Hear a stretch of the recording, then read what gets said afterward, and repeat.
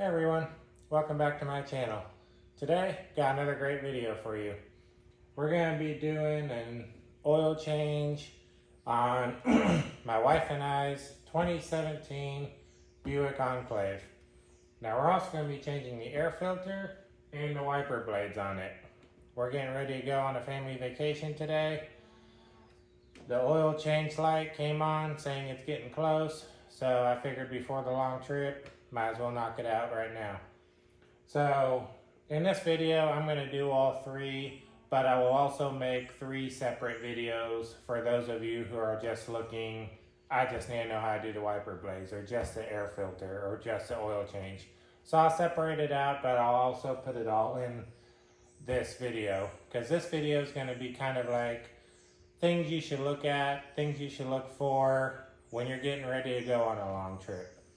So you don't necessarily need to change the oil before you go on any long trip, but it's a good idea to, one, check it to make sure it is good, but also most modern cars have something on the dash where you can look to see how much oil life you have left. In this case, it says 5%. So it's not there yet, but really close. So I'm just going to go ahead and get it done beforehand. But if it was at like 30%, I wouldn't necessarily change it, but I would check it to make sure that it's topped off and it's good to go. Along with washer fluid. While I'm under there, I'm going to check the tires, make sure they're not showing anything. Check the tire pressure in it. Just do some general look over once real quick and make sure everything's good to go, because you don't want any surprises on the road. So today, oil change, air filter change, wiper blades, 2017 Buick Enclave. Let's get to it. Now, first thing we gotta do is pop the hood. As you can see, I already pulled it up on ramps, make it a little easier for a fat guy like me to get underneath it. To pop the hood, open the driver's door, and right above the e-brake, pull that lever. Then, right under here, there's a lever right above the Buick emblem. You can see that's the latch. You reach down in there and push it to the right. And you can see it's right down here. Some things I like to do is take the cap off. And if you're not sure what kind of oil, most caps say it on there what it recommends. However, always double check with your local auto parts store or do some research beforehand to verify. Another thing I like to do is pull the dipstick a little bit. And what this does is helps it ventilate as I drain the oil.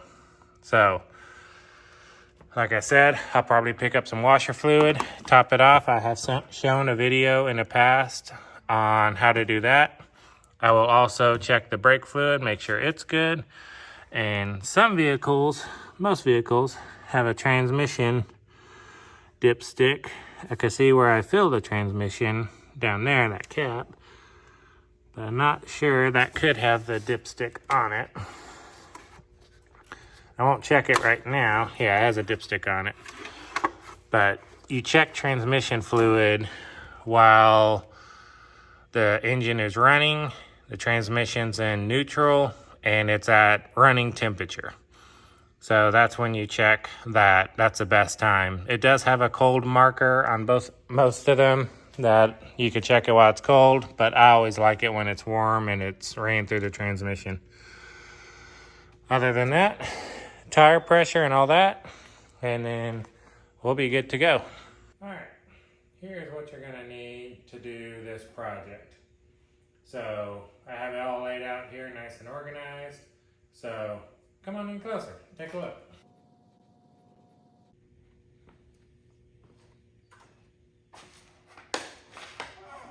All right, we have some wiper blades.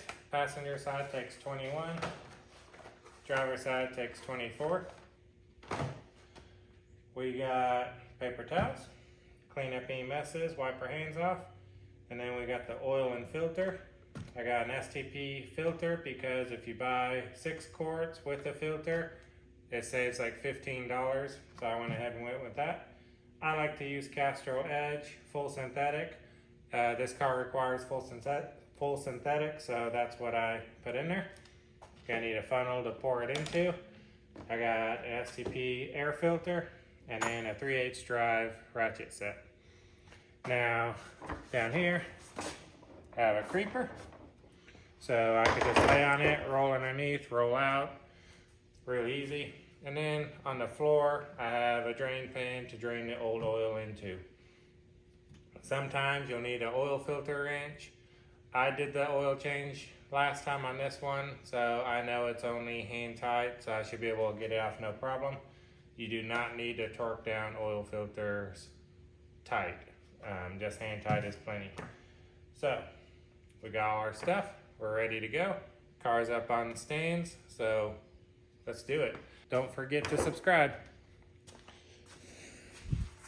All right, so let's crawl under here and see what we can figure out.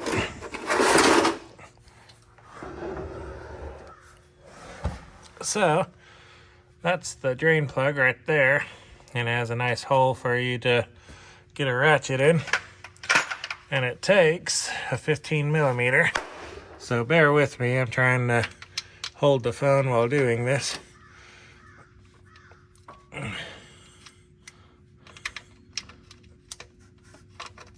Oh, there we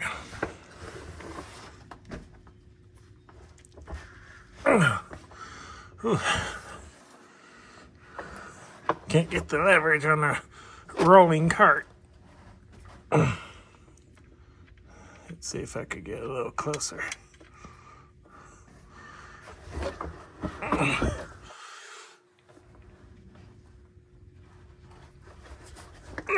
Man, I can't budge it.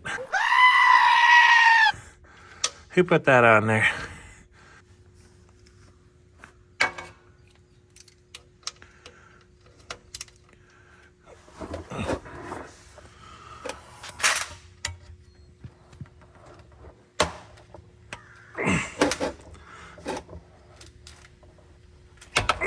Got it. Yes! Goodness.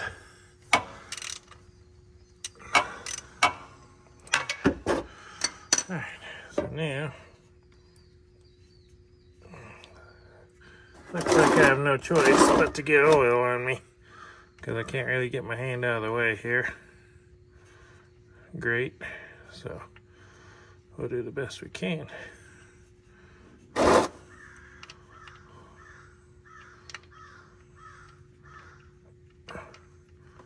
Almost there. There we go. Not bad. A little bit on me. Not too bad. Alright. Well, that's the draining. I'm going to clean the oil plug up a little bit. And yeah, I'll get back with you. Alright. You can see just a small drip now. So we're going to put the plug back in here.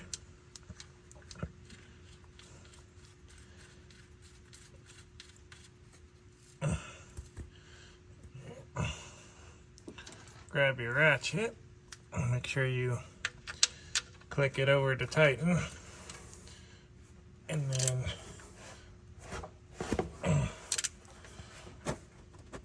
there we go. Got that snug on there. Now the oil filter on this is actually easier to get from the top. You can't really see it, but it's way up there, and I'll show you. So let's get that from the top. So I'm back up top, and as you can see, the STP filter is right there. So I'm not gonna be able to get a great shot of me removing that because my hand will take up this whole space. So I'm gonna go ahead and remove that, and yeah, just make sure that your drain pan is below it, which mine is. Then I'm going to use a paper towel to try to help grip that a little bit better since there's a little bit of oil on my hands. And you want to do this while the engine is cool because it's right next to the exhaust manifold, which is right here, and that gets really hot really fast. So you want that. And like I said previously, I'm the one who did this, so the filter is not super tight. So just gonna slowly take it off and try not to spill too much.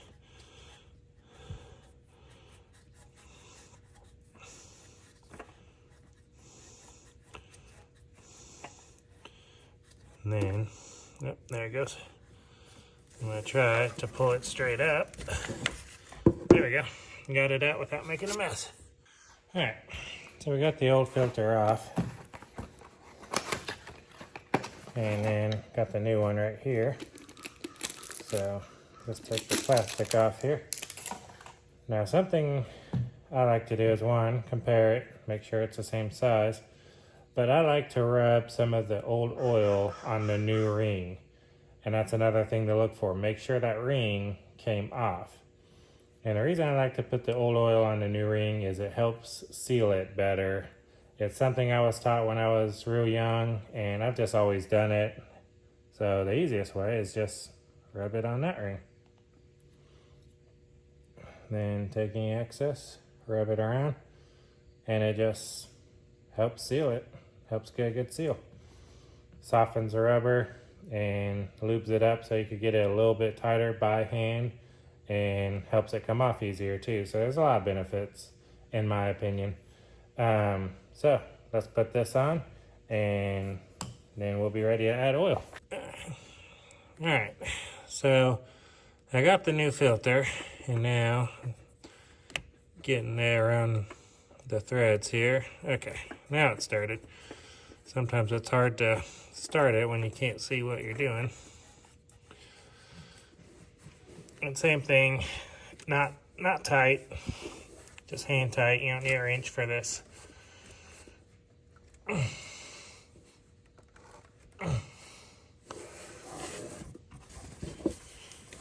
Then I'll just grab a paper towel, get a little bit better grip.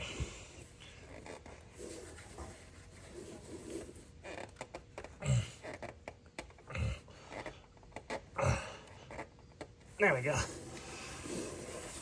Now it's on there tight. So, new filter on. All right, so now we're ready to add oil. All right, so it says calls for 6 quarts, and always double check that with your local auto parts store or do some research yourself. So I'm gonna start with 5. Pour it all in there, and then I'm going to start the vehicle, pull it off the stands, and then we'll check it again on level ground. And also, once I start it, I'll be able to check for leaks, and that'll give it time to pump the oil into the filter and get it going through there as well. So, but obviously you don't ever start a vehicle with no oil in it. You'll do damage real quick. So I'm gonna put 5 quarts in and we'll check it from there.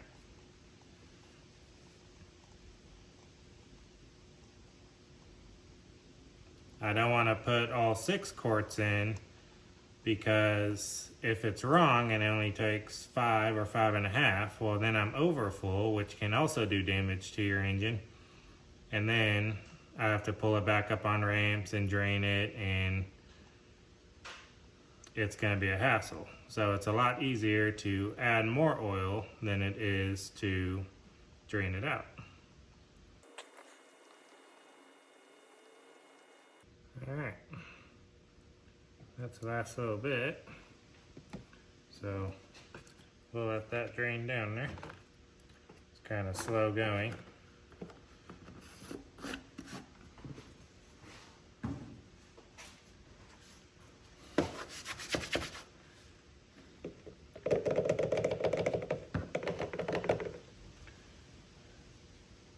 try to shove a paper towel underneath it just to capture most of it.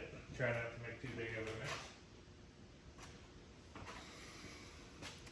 mess. Alrighty, so let's put the cap back on and start it and get off the ramps and check it. So put the cap back on, the dipstick back in, and yeah.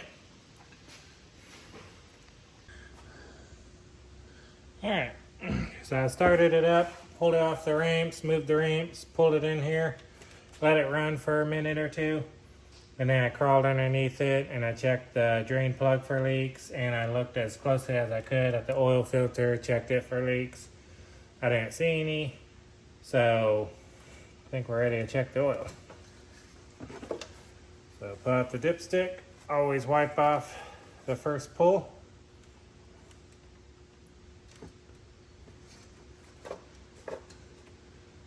Put it back in, then check it. And it looks like, it's hard to tell, but it looks like it is right there. So a little bit low. So we're gonna add some, which it should be low because we only put 5 quarts in instead of 6 that it calls for. So I'm gonna wipe it off, double check it again. Yep, looks like it went to that same spot right there, and we kind of want it up here. So let's add some and check it again. So take that off.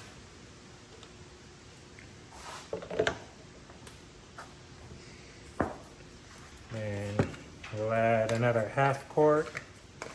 We'll check it again.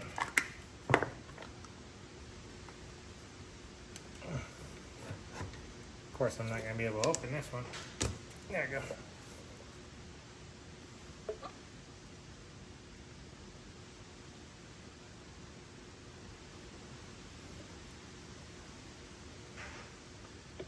So that's about a 1/2 quart right there. Same thing, give it a second to drain all the way down.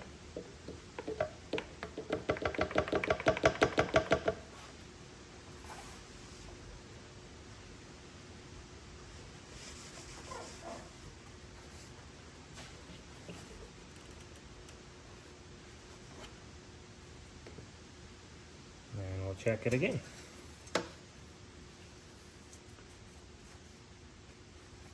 Wipe off that first pull. It's just a habit.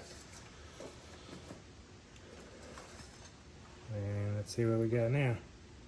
Now, looks like we're right there. About right in the middle, which is where we want to be. So, took 5.5 quarts, which is exactly why you don't put everything that it recommends that you see. It said 6 quarts, and if I would have done that, I'd be draining oil right now.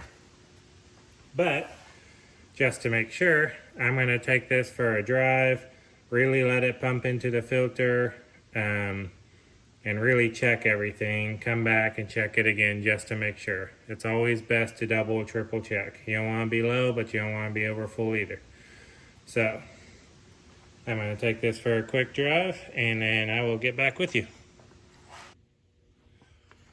Alright, I just got back from a drive and actually took it through a car wash and washed the under side of it to get any oil that spilled anything, and plus make the car look nice on the road. So I'm back now. So we're going to check the oil first. Wipe off that first one.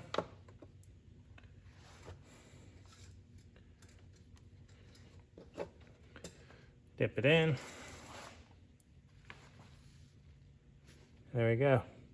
I don't know if you can see that, but it's right there. So we are good. So it took 5.5 quarts.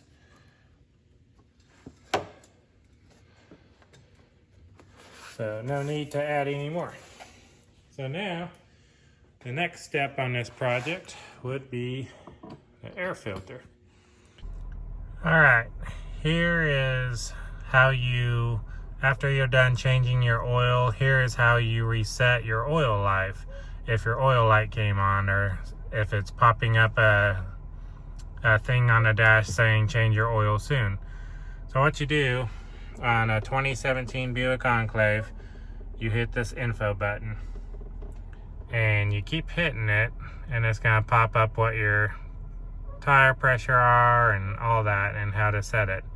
And then you can see there 89% oil life remaining. I've already reset mine, so I'm not going to do it again. But what you do is you hold the check mark. So push and hold it, and it'll change it to 100%. And that is how you change your oil life. Alright, so now we're going to change out the air filter, which is right here. And on it, there's Torx heads. So I don't know if you can see that or not, but there's one right there. And there's one right down here. And then there's some down here. One right there, one in the back, and a couple up here. It's really hard to see because of the light, but it takes a T25 Torx head. So, see if I can get you to read this. So, T25, and that's a Torx head, the ones that look like a star.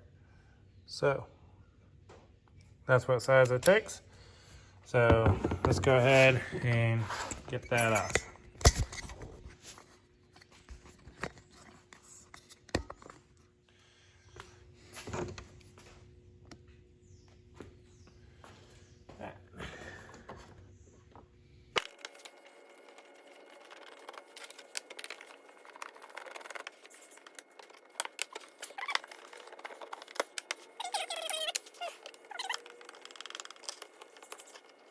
And then there's one more right here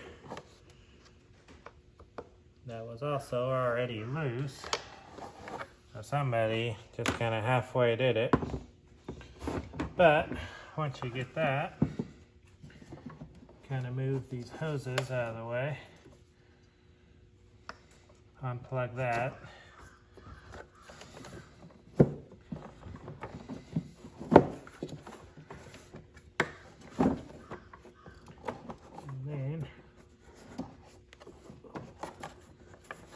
Pull this up.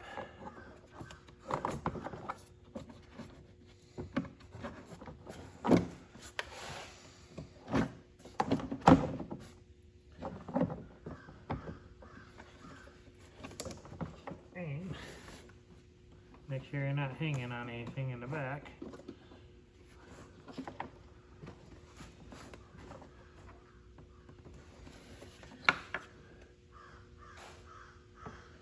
Yeah, it looks like we'll have to take that off too. So that's just a flathead. So looks like they didn't, whoever did the last oil change on, or air filter change on this, didn't tighten that up either. So I don't know who that was, but I'm not happy with their performance. And if I knew their name, I would tell you guys, just so you don't ever go to them.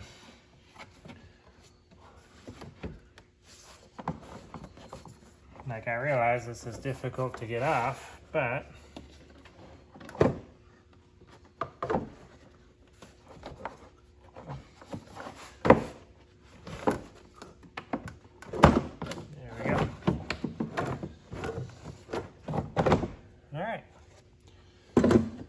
that's more of a hassle than an air filter needs to be. But as you can see, air filter is right there.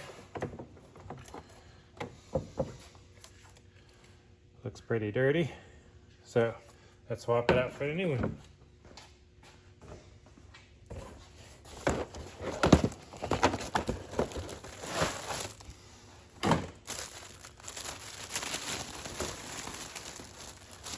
So I bought a little bit better one. I didn't buy the best I could get, but I didn't buy the cheapest either. And I'm glad I did, knowing how hard it is to get to here. So, a lot of times I look to see if there's an airflow arrow, but it doesn't look like there is. So, we'll just put that in there, like so.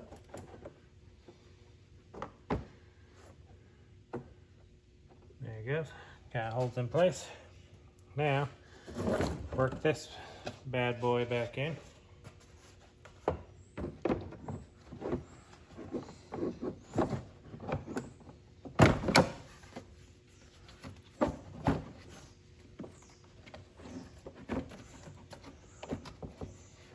So I'm going to try to get this on so I can push it that way a little bit.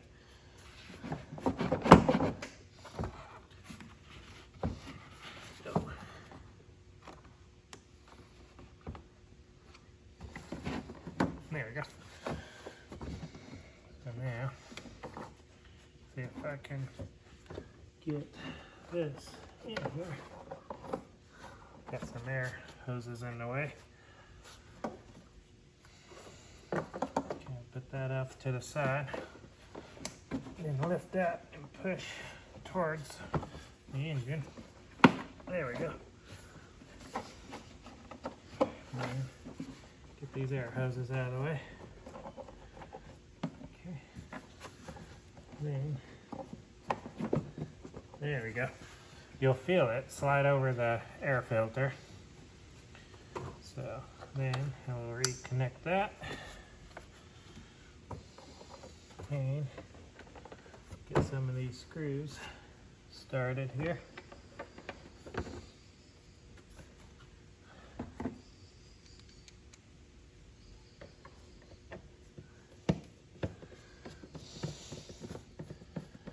And I just want to start them. That way I still have some wiggle room to get the rest started. And then once they're all started, then you can go ahead and tighten them down.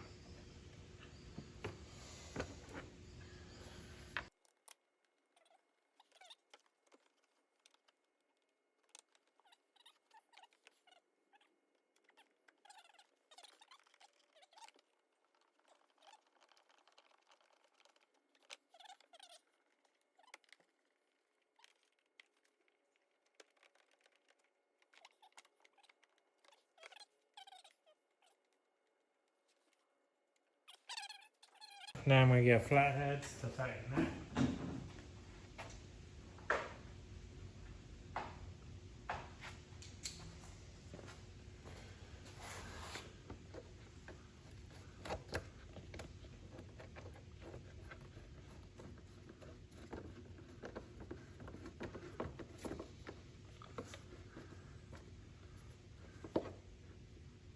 Alright, that's tight. I plug that back in. The air hoses didn't come disconnected, so we're good on that.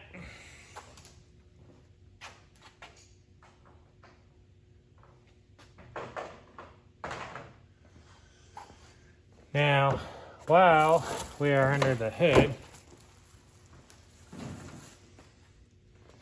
I said I'm going to teach you how to prep your vehicle for long trips. So, one, the brake fluid, and looks like it's right in there. I don't know if you can see that. That's right to the edge where it should be, so that's full. So we're good on brake fluid. Then I'm going to top this off with washer fluid, which I have another video about that, and I'll leave a link in the description box below. Another thing is your coolant, which looks like that's pretty full, so we're good there. And we've already checked the oil, and now I know the transmission has been ran and warmed up, so I'm going to start it and check the transmission fluid.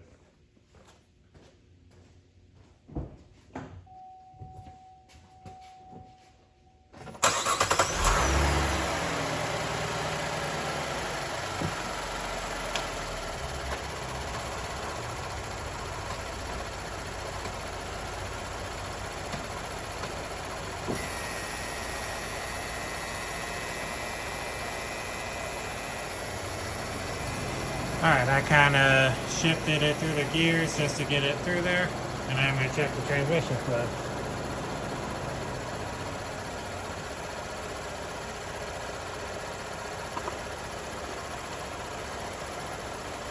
Which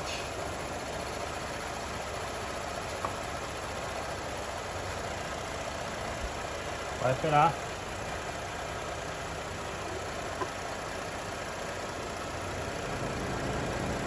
And I have it in neutral right now. And it's hard to tell, but it looks like it's right up there. So we're good there.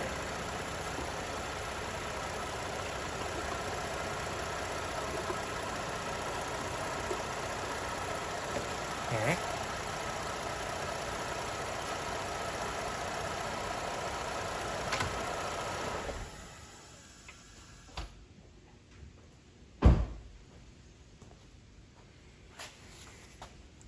So now that's everything we check under the hood. The brake fluid, we're gonna check, we checked the transmission fluid, we did our oil, checked the radiator fluid. Now, this isn't full, we're gonna top it off.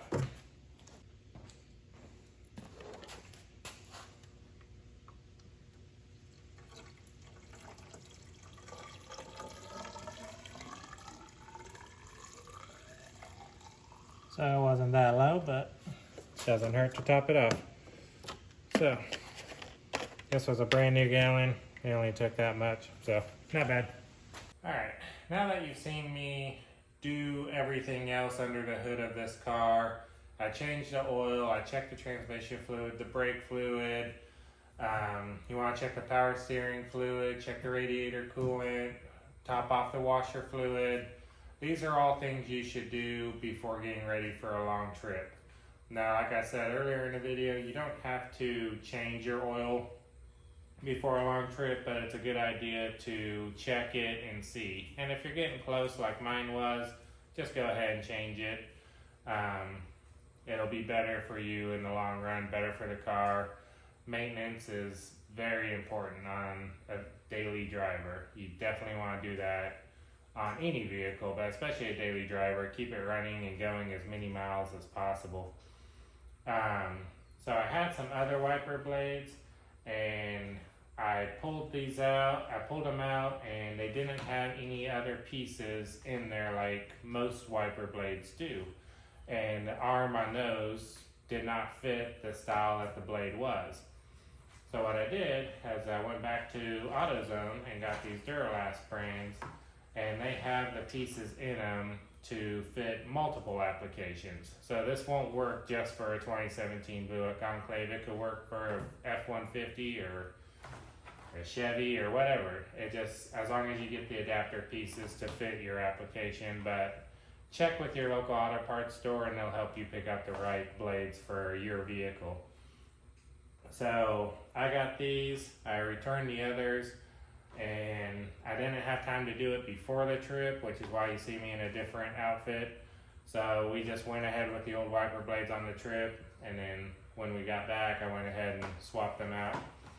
But now I'm going to show you how to change the wiper blades on it and how to change the connector piece that comes in most wiper blades. So let's get to it. All right, now don't forget to hit that like and subscribe button. Like I said, no tools required for this, but here's how you do it. We're gonna do the driver's side first, the longer blade. So first, dump out your parts. And like I said, it comes with the pieces you need. And then got some toilet paper or something here. I'm not sure what that is. Throw that away. Now, this is a style that comes with, but that's not the style that this vehicle application takes. So what you do is, whether you're left or right-handed, I don't know, you pull on the back and it snaps off, and then you just have that arm piece right there. Now, the style that I take is this style in here. So we're gonna go ahead and open that. And then you can see there's multiple applications for different vehicles. This is the one that I have, but you have this style. Then I think this is just a cover that you could put over it, make it look a little neater. And then you also have this other style. So you have multiple styles you can use and all that. But this is what we need. It has the 2 grooves on the back and then a little tab. And I'll show you how to replace this on the vehicle in a second. But what you do is you take this and you see that little groove, put it in the bar right here, and you just push down and back and it snaps into place. And there you go. Now you're ready to swap it out on the vehicle. So let's go over to the vehicle and I'll show you how to do it. All right, so what you do is you pull this up, and as you can see, it has a tab right here and a tab down below. And what you do is you squeeze those tabs and push down, and then it unhooks from this little lip. Now, the new one is different. So make sure I got the right length, which I do. Now the new one is a little different. It doesn't quite hook like that. You have to hook the back, these tabs, on those first. So I slide that in there. This is gonna be hard to do one-handed. So there you go. You can push it back in there and see how that fits. And then you push this tab right here and then snap it up. And then that tab hooks over the little hook, and there you go. Now you have a seamless arm that goes right there, and to remove this one, you would push that tab and pull out the front first, rather than on this style, you pull out the back first. So let's go do the other one and I'll show you again. All right. We're on the passenger side now, so we'll pull it up here, and then like I said, there's these tabs right here and there's one on the other side, so pinch them and pull the bottom out first and then unhook it. Now it's gonna be hard holding the phone, but on this one, so you have your new style here. So on this one, you put the back in first.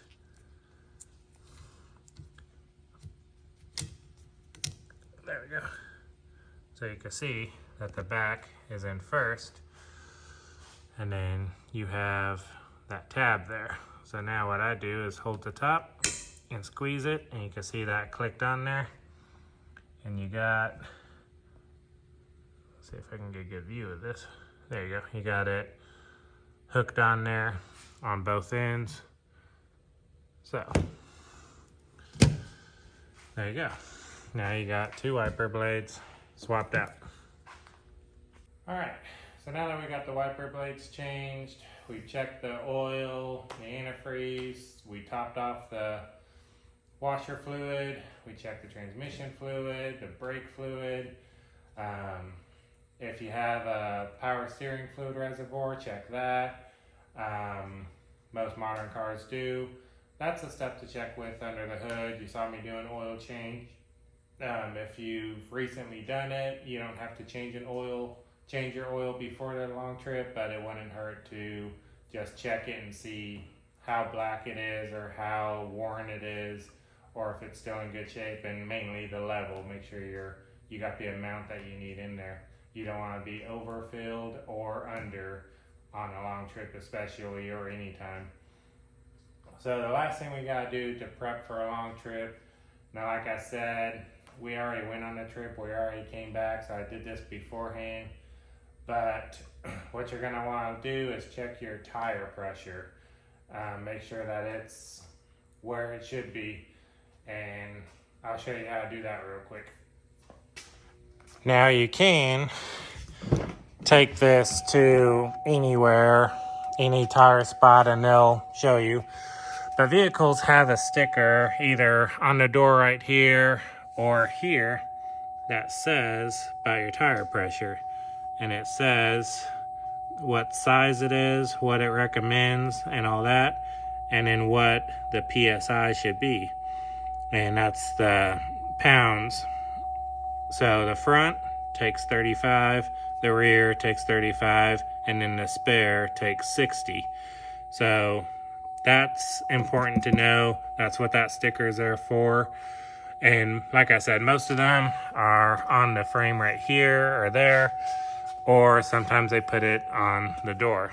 But it's typically always on the driver's side door, and it's in one of those three spots. And to check the pressure, so you find your valve stem, unscrew the cap, and I just set it on top of the tire, so it's right there. Then you just take a pressure gauge here. It's really cheap. Find them anywhere pretty much. Then you check it. As you can see, this one's, each dot is a 2.